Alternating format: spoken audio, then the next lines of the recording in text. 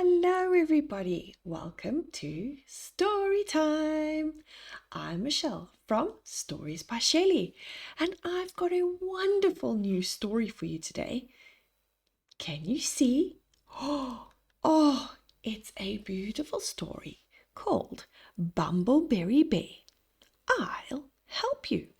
And it's written by RC Caldwell, and guess what? He drew these beautiful pictures as well. He's the illustrator. Should we see what wonderful adventure Bumbleberry Bear goes on today? Yeah.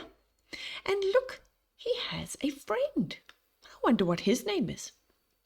Storytime friends, are you ready for story time?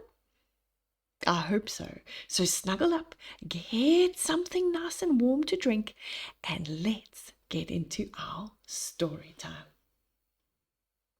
Bumbleberry Bear, I'll help you. This is a story about a little bear who lived in a big forest.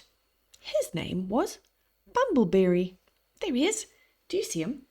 He's wearing a beautiful purple scarf. Do you like the colour purple, Storytime friends? One day, he walked in the forest. He sang a little song to himself. It's a puzzle to me. It's hard to tell. Who did the nut? Who hid the nut inside its shell? It's a mystery, but it's just as well, because I loves to find them. What a sweet little song. What do you think he's found? Do you know what seeds or berries those are? I can spot blueberries. Do you know what the yellow ones are? Can you guess? Do you think they're acorns? And what about those delicious red ones? What do you think those are? As he was sniffing around, he found a little raccoon crying behind a bush.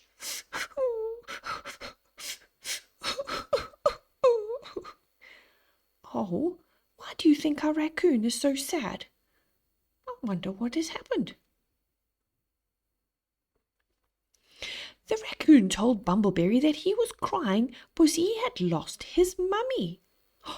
Don't worry, said Bumbleberry. I'll help you find your mummy. And off they set through the forest. Isn't Bumbleberry so helpful? Hey, it's very kind to help a friend who's lost their mum. Storytime friends, have you ever lost your mum and can't find her? It makes you very sad, doesn't it? Suddenly, little Black Bear saw a black and white stripy tail hanging out from behind the tree. Is this your mummy? He said, tugging hard on the tail. Do you think that's his mum? Little raccoon's tail is black and white. Do you think it could be this tail? Oh, no, said Bumbleberry, as a very cross skunk appeared from behind the tree, spraying them with a very smelly spray. Oh, no, he sprayed them with his smelly skunk goo. Skunks do smell very, very bad. Oh, no, poor Bumbleberry and Raccoon. They're going to be very smelly now, aren't they? Oh, yuck, said Bumbleberry. Pooh, said little Raccoon. Look at the smelly smoke coming from above their heads. Never mind, said Bumbleberry. I have a good sense of smell. I can track your mummy down. And he set off with his nose to the ground, sniffing along the way.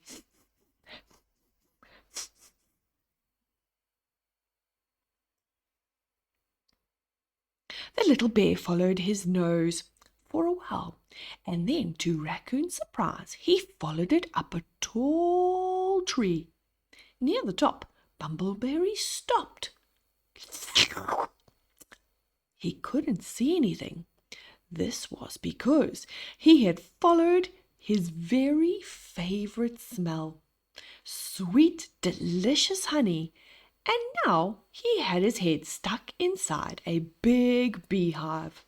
Oh, Bumbleberry, what a silly bear. And he didn't find Raccoon's mum. He found some delicious honey instead. I hope there's no bees inside that big beehive, hey? Otherwise he's going to get stung. Buzz, buzz, buzz, buzz, said the angry bees. Get out of our beehive, smelly bears. Oh no, watch out, Bumbleberry. The little raccoon began to sob, thinking he would never find his mummy. Don't worry, little raccoon, said Bumbleberry. I have just had a brilliant idea. Wonder what his idea is. Here's a tall tree in the forest, little raccoon, and I will climb it.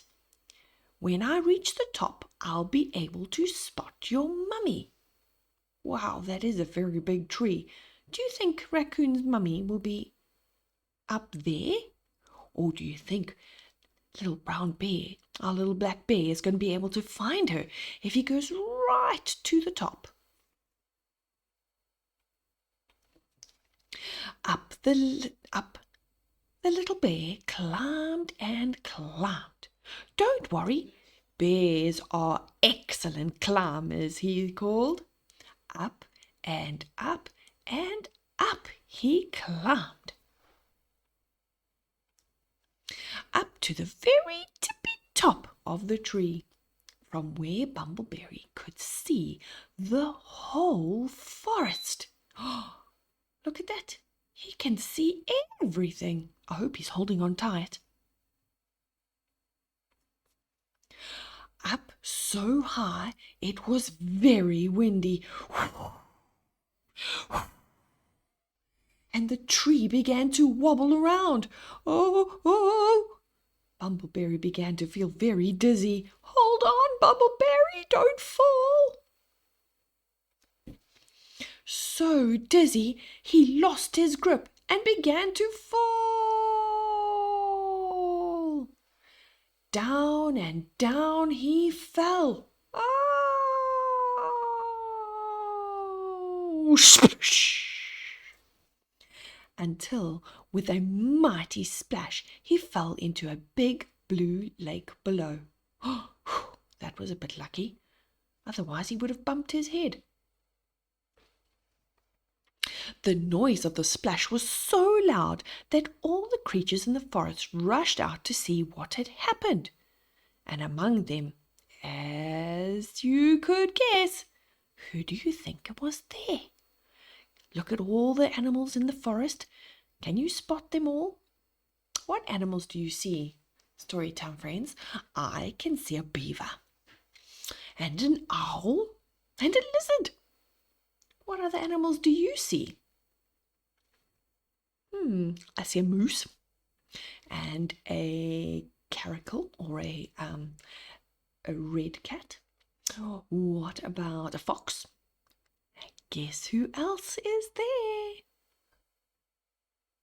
The little raccoon's mummy. She was very happy to see her baby, and she hugged the little raccoon tightly. And then she hugged Bumbleberry, who was smelling much, much better after his dip in the lake. Please come home for supper, said Raccoon's mummy. But Bumbleberry said, no, thank you. I have something very important to do. And he wandered off through the forest to find that delicious honey again. What do you think, Storytime friends? Do you think he found that delicious honey? Do you think so? I hope he did. Well, if you loved the story, and I hope you sure did, you can purchase it for yourself through Amazon store. Please go and support our wonderful author, and I hope to see you at another Storytime adventure very soon. Thanks for listening. Bye-bye, all my Storytime friends. See you soon.